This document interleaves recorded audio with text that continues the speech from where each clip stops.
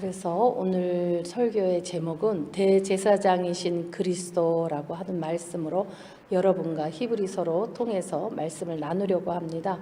그 신약 성경에서 예수님을 대제사장으로 기록된 곳이 오직 히브리서에서 본서일 뿐입니다. 오직 본서에서만 예수님을 대제사장 직분을 언급하고 있습니다. 이 본서는 히브리인들을 대상으로 기록되어 있었고 또 유대교보다 기독교의 우월성을 강조하기 위한 변증이라고도 말하고 있습니다. 예수님을 통해 모든 구약의 시대의 제사 의식은 완성되었습니다. 그 결과 더 이상 희생 제사를 필요하지 않다라는 것입니다. 대속죄일에 대사장들은 1년에 한 번 지성소로 들어갑니다. 그리고 거기서 제사를 지냅니다. 이 모든 제사까지 예수님께서는 완성하셨다라고 되어 있습니다. 곧 더 이상 대제사장을 통한 속죄가 필요가 없게 되었다라는 뜻입니다. 이처럼 예수님은 구약의 완성자로 오셨습니다. 그래서 우리는 구약과 신약을 함께 보지 않으면 예수님을 이해하기가 어렵습니다. 그래서 본문에서 오늘 본문 히브리서 5장 5절에는 그리스도 역시 스스로 대제사장의 영광을 택한 것이 아니라 라고 되어 있습니다. 하나님께서 그를 선택해 주신 것이다 라고 말합니다. 하나님께서 그에게 말씀하셨습니다. 너는 내 아들이다. 오늘 내가 너의 아버지가 되었다 라고 기록되어 있습니다. 이 본절은 대제사장으로서 아론과 그리스도를 비교하고 있는 것입니다. 아론과 그리스도는 스스로 대제사장이 된 것이 아닙니다. 하나님의 부르심에 의해 대제사장이 되었다라는 것입니다. 이 점을 유념하시기를 바랍니다. 그러나 그리스도께서는 아론의 계통의 대제사장보다 우월하십니다. 맞습니까? 왜냐하면 그리스도는 하나님의 아들이시기 때문입니다. 그리스도의 우월성에 증명하기 위해서 시편 2장 7절을 인용하여서 그리스도는 아들이며 하늘의 특권을 지닌 신분이시며 영광을 받으시기에 합당하신 존재임을 제시하고 있습니다. 또한 본절을 보면 예수라는 이름 대신 그리스도라는 이름을 사용하고 있습니다. 즉 기름 부음을 받은 자라는 용어를 사용하고 있는 것입니다. 이는 하나님으로부터 부름받은 대제사장이라는 사실을 암시하고 있는 것입니다. 그러기에 스스로 대제사장의 영광을 택한 것이 아니라 하나님이 선택하셨다라는 것입니다. 여러분 역시도 하나님이 선택하셨습니다. 여러분들이 복음을 듣고 내가 믿고 싶어서 믿은 것이 아니라 하나님이 여러분을 부르시기 위해서 복음을 들을 수 있게 해주신 것이고 사람을 보내주신 것이고 그래서 여러분을 먼저 선택하셨다는 것을 알으셔야 합니다. 또한 이렇게 말씀하십니다. 너는 멜기세덱의 계통을 따른 영원한 대사장이다 라는 말씀이 나옵니다. 여러분들이 창세기에서도 나오고 히브리서에서도 나오고 여러 곳에서 멜기세덱에 대한 이야기가 나옵니다. 근데 이 멜기세덱이라고 하는 이 사람은 어떠한 사람인가라는 것을 한번 우리가 봤으면 합니다. 멜기세덱의 제사장의 직분은 아브라함의 후손들과 함께 들어온 것이 아닙니다.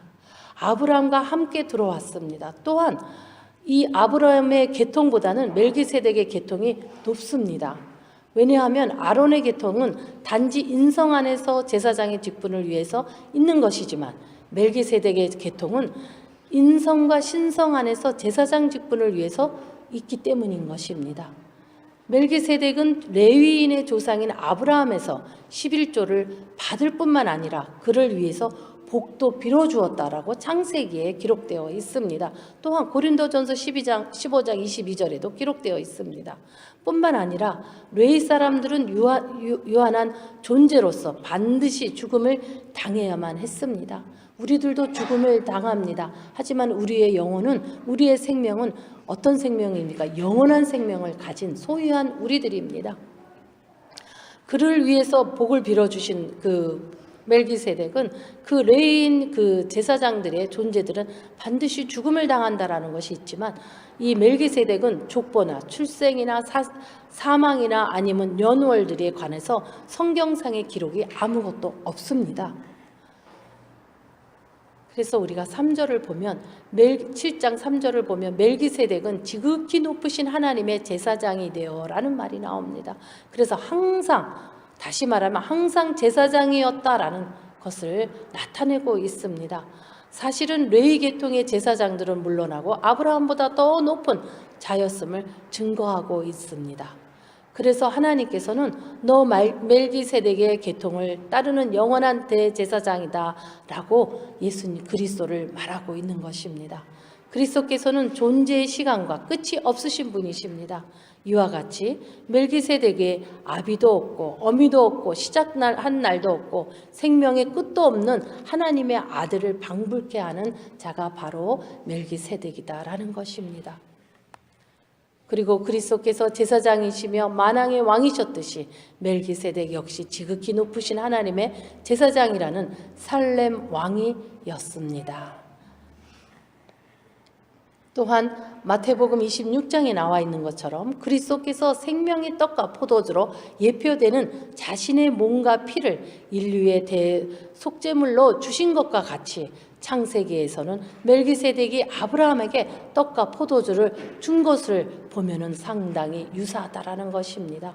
그래서 그리스도를 멜기세덱의 계통의 영원한 제사장이다라고 하나님께서 말씀하고 계시는 것입니다.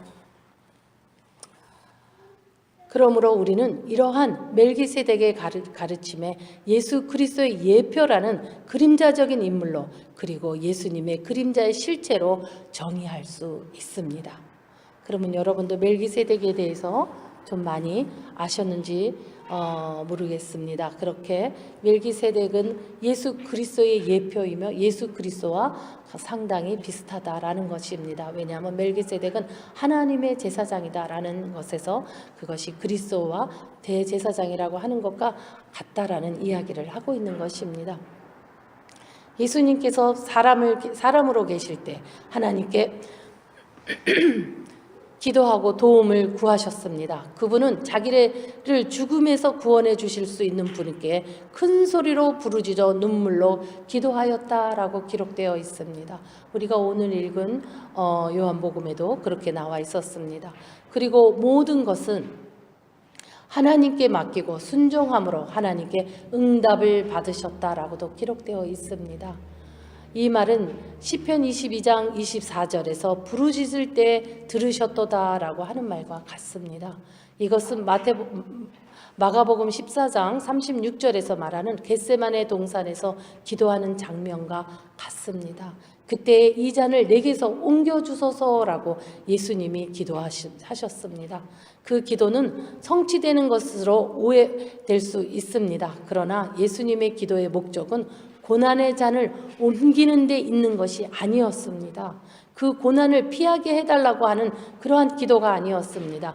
하나님의 뜻을 이루는 데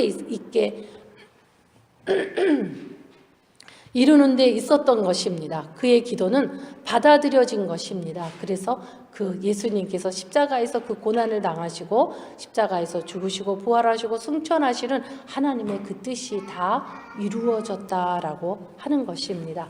하나님은 예수 그리스도의 기도를 받으셨습니다. 그렇다면 우리는 예수 그리스도를 영접했고 예수 그리스도를 주로 섬기는 우리들입니다. 우리가 예수님을 섬김으로 인하여서 우리의 모든 기도들은 하나님께서 응답하신다라고 하는 것입니다. 오늘 8절에서 예수님께서는 하나님의 아들이셨지만 고난을 통해 순종하는 법을 배우셨습니다 라고 기록되어 있습니다. 그래서 예수님은 우리의 완전한 대제사장이시고 그에게 순종하는 모든 자에게 영원한 구원을 주셨습니다 라고 기록되어 있습니다. 예수 그리스도께서 대제사장직을 감당하시는 일은 전적으로 하나님을 향한 순종을 이루어졌기 때문인 것입니다. 그리스도는 육신을 입고 인간으로 오시기 이전에 성부 하나님의 본체이셨습니다. 빌립보서 2장 6절에서 7절에 말씀하셨듯이 하나님과 동등하시나 취하지 아니하셨고 즐거이 세상에 오셔서 종의 형체를 취하셨다라고 기록되어 있습니다. 그러나 그분은 거룩한 대제사장이라는 고유한 직무에 욕심을 부리거나 집착하지 않으셨습니다. 예수님은 하나님께서 이 영원한 직무를 감당하도록 임명하실 때까지 순종하시며 기다리셨다라는 뜻을 가지고 있는 것입니다. 그렇게 하심으로 영원한 제사장이라는 칭의를 받으셨습니다. 오늘 본문 10절에 보면 이렇게 말씀하십니다. 그는 하나님에 의해 멜기세덱의 계통을 따른 영원한 대제사장이 되었습니다. 본문은 시편 2장 1절과 시편 110장 4절을 인용하여서 그리스도께서 하나님의 영원한 아들이시며 대제사장직을 직분을 영원히 계속될 것이라는 사실과 함께 이 임명이 그리스도 스스로 취한 것이 아니요 하나님의 명령이요 위임이며 그리스도께서는 그 부르심과 세우심에 순종하였음을 강조하고 있습니다. 그리스도의 순종의 그 자세를 우리가 한번 보겠습니다. 가장 외롭고 두려울 때 하나님께 의존하는 모습 속에서 볼 수 있습니다. 여러분들은 가장 외롭고 두려울 때 무엇을 찾습니까? 누구를 의지하십니까? 우리는 예수 그리스도의 이 순종을 배워야 되겠습니다. 예수 그리스도는 외롭고 두려울 때 하나님을 의존하는 그러한 분이십니다. 예수님께서 겟세마네 동산에서 자신이 장차 겪어야 할 죽음으로부터 벗어날 수 있기를 피와 땀을 쏟아가면서 기도를 하셨습니다. 우리의 죄를 지고 십자가에 달려 최후를 맞이하셨던 순간에 자신의 희생 이유와 목적이 되는 바로 멸시를 당하며 성부께서는 독생자 예수에게 고개를 돌리시는 이러한 사건이 일어납니다. 인간으로는 감당할 수 없는 어려운 두려움과 동시에 신으로서 필연적으로 희생을 직면해야만 했을 그때에 하나님께 철저히 의존하였던 것입니다. 그는 끝까지 하나님을 의존하였고 하나님의 뜻대로 순종하기 위해서 십자가에 달리셨던 것입니다. 그렇기 때문에 마태복음 26장 39절에는 눈물과 탄식으로 이 잔을 내게서 지나가게 하옵소서, 이 잔을 나에게서 피해서 내가 받지 않게 해주시오가 아니라 지나가게 해주시옵소서라고 한 것입니다. 그러나 마셔야 하는 대로 내가 원하는 대로 하지 마시고 아버지 원대로 하옵소서라고 기도를 마무리합니다. 내가 이 잔이 지나가기를 하지만 하나님의 뜻대로 하기를 원한다는 것입니다. 내 기도대로가 아니라 하나님의 원대로 하시기를 원하는 기도를 드린 것입니다. 그렇기 때문에 응답을 받았다라고 하는 것입니다. 그러면 여기서 우리들도 생각해 보아야 됩니다. 우리가 어떠한 기도를 지금 드리고 있는지를 생각해 보아야 합니다. 내가 드리는 그 기도가 나의 주장을 지금 하고 있는 기도는 아닌지, 아니면 하나님 뜻에 합하기 위해서 드리는 기도인지, 이것에 대해서 우리도 예수 그리스도의 기도를 닮아야 가야 되겠습니다. 우리는 지금 이 현재 시대가 인본주의라고 합니다. 사람 중심주의다라는 것입니다. 예배를 드려도 사람 중심적인 예배를 드린다라는 것입니다. 이 말은 뭐냐 하면 성도가 원하는 것을 예배 드려주는 것을 말합니다. 어떻습니까? 이렇게 얘기를 들으니까 무섭지 않습니까? 두렵지 않습니까? 결국은 성도를 위해서 드리는 예배가 된다면 그것은 하나님께 드리는 예배가 아닙니다. 성도들이 원하는 대로 말해주기를 원하는 그러한 내 입맛에 맞고 나에게 맞는 것, 내가 원하는 것만 해달라고 하는, 다른 거는 아무것도 관심이 없고 오직 내가 원하는 것만 해달라고 하는 예배가 되어서는 안 된다는 것입니다. 우리는 예수 그리스도의 기도를 배워야 합니다. 그분은 이 잔이 지나가게 하시옵소서라고 기도를 했으나 그분은 바로 내 뜻대로 하지 마시고 내 원대로 하지 마시고 하나님의 원대로, 하나님의 뜻대로 이루어 주시옵소서라고 기도를 합니다. 우리는 이러한 기도를 드려야 되겠습니다. 나를 전적으로 하나님에게 의탁하는, 의지하는, 경외하는, 존중하는 이러한 기도의 삶이 되지 않고는 우리는 예수 그리스도를 닮았다라고 말할 수가 없습니다. 우리는 하나님 중심적 신앙을 가져야 합니다. 내 중심적 신앙을 갖고 있다면 그것은 또 하나의 우상인 것입니다. 그러한 우상의 삶으로 살아가는, 성전에서도 예배를 드리고 산당에서도 예배를 드리는 이러한 어리석은 일들이 일어나지 않기를 간절히 기원합니다. 예루살렘은 그렇게 해서 이스라엘은 망했습니다. 근데 우리는 예수 그리스도의 보혈로 인해서 새 생명을 얻었습니다. 그럼에도 불구하고 예배를 주일 성서를 지키고 자기를 숭배하고 살아간다면 이것처럼 엉뚱한 일이 어디 있겠습니까? 그것이 지금 현재 크리스찬들에게 큰 문제거리로 대두되고 있는 것입니다. 여러분들, 자신을 숭배하는 그러한 어리석은 삶을 살지 않으시기를 간절히 축원합니다. 성도 여러분, 이 기도는 하나님께 근본적으로 의존할 뿐만 아니라 철저히 순종하시는 그리스도의 기도인 것입니다. 그리스도는 순종함의 가운데 언제나 하나님을 경외하였습니다. 우리도 영적으로 시련이 닥쳐오고 육적으로 두려운 순간이 닥쳐왔을 때도 하나님의 주권적인 의도를 존중하고 그 뜻에 순종해야만 하겠습니다. 이것이 고귀한 순종의 동기이며 끊임없는 순종케 하시는 추진력이 될 것입니다.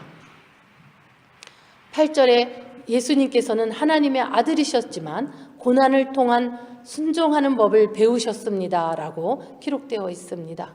예수 그리스도의 순종을 표현하고 있는 것입니다. 이 구절은 예수님께서 전에 순종에 대해서 알고 계시거나 경험하신 적이 없으셨다가 새롭게 배우게 되었다는 의미를 말하고 있는 것이 아닙니다. 오히려 육신을 입고 인간으로 오신 그 자체가 이미 사랑이 넘치는 순종의 행위였습니다. 마태복음 11장 29절을 보면 이렇게 말씀합니다. 어디까지나 마음이 온유하시고 겸손하시며 순종의 미덕을 지니시고 받으신 고난을 통해 순종을 체험하셨다라는 의미를 얘기하고 있습니다. 그러므로 그리스도께서 주시는 구원 또한 그리스도께서 순종하는 자에게 주어질 것입니다. 우리는 교리적으로 그리스도에 관하여 조금을 알고 있다거나 신앙 고백을 하는 것만으로 충분하다고 생각하시면 그것은 망각입니다. 그리스도의 말씀을 듣고 순종해야만 구원을 얻을 수 있습니다. 우리는 오직 하나입니다. 그리스도의 말씀을 듣고 순종하는 것 외에는 아무것도 없습니다. 내가 그리스도에 대해서 조금을 안다고, 내가 신앙 고백을 하며 살아간다고, 성수주의를 지키며 살아간다고 이것으로 충분하지가 않습니다. 그것만 가지고는 구원을 받지 못합니다. 우리는 한 그리스도의 말씀을 듣고 순종해야만 구원을 얻을 수가 있습니다. 자기 자신을 부인하며 자기 십자가를 지고 그리스도를 따라 순종의 삶을 살 때에 우리의 구원의 원천이 되실 것입니다. 또한 그리스도께서 주신 우리에게 주시는 구원의 영원하심, 또한 그리스도께서 주신 우리에게 주시는 구원은 영원하십니다. 영원하다는 것은 누구든지 예수를 믿으면 멸망하지 않고 영생을 얻으리라. 요한복음 3장 16절에서 약속하신 그 효력이 영원하다는 의미뿐만 아니라 요한계시록에서 말씀하고 있는 것처럼 그를 믿는 자에게 주어지는 새 생명의 자체가 영원한 것이라는 의미입니다. 우리는 이러한 예수 그리스도를 믿고 따르는 자들입니다. 나의 주장으로 내 생각으로 살아가는 자가 아닙니다. 우리가 육신적으로 두렵고 무서운 것으로 따라가는 자들이 아닙니다. 우리는 담대하게 예수 그리스도의 말씀으로 순종하고 나가는 거룩한 성도들입니다. 그것이 바로 여러분의 정체성입니다. 이것을 잃어버리면 여러분들의 삶 자체는 이미 헛되고 헛된 삶으로 망각 속에서 살아갈 수밖에 없습니다. 우리의 정체성은 이렇게 거룩하고 순결하고 정결하고 고귀한 예수 그리스도와 함께 살아가는 자들입니다. 근데 내가 살아있으면 예수 그리스도가 내 안에 살아계실 수가 없습니다. 그래서 자기를 부인하고 자기 십자가를 지고 따라오라고 말씀하시는 것입니다. 우리가 나의 십자가를, 나의 죽음을 지고 가지 아니하면, 나를 부인하는 것이 나의 십자가가 아니겠습니까? 그것을 지고 내가 예수를 따라가지 않으면 예수님의 함께 갈 수가 없는 길이기 때문인 것입니다. 왜냐하면 예수 그리스도는 십자가에서 죽으시기까지 순종하셨기 때문입니다. 그거와 마찬가지로 우리가 예수 그리스도의 길을 갈 수 있는 것은 오직 우리가 나를 부인하고 나의 죽음으로 인하여서 그 십자가를 지고 예수님을 쫓아가는 길 외에는 없다라는 것입니다. 성육신과 고난을 받으심과 부활하심과 승천을 통해 사역을 영원토록 완성하셨으므로 이제는 그리스도와 그에 대한 진리를 믿으며 그의 말씀을 쫓아 사는 성도들에게 영원한 구원의 근원이 되었음을 아멘하는 여러분들이 되시기를 간절히 축원합니다. 묵상하겠습니다.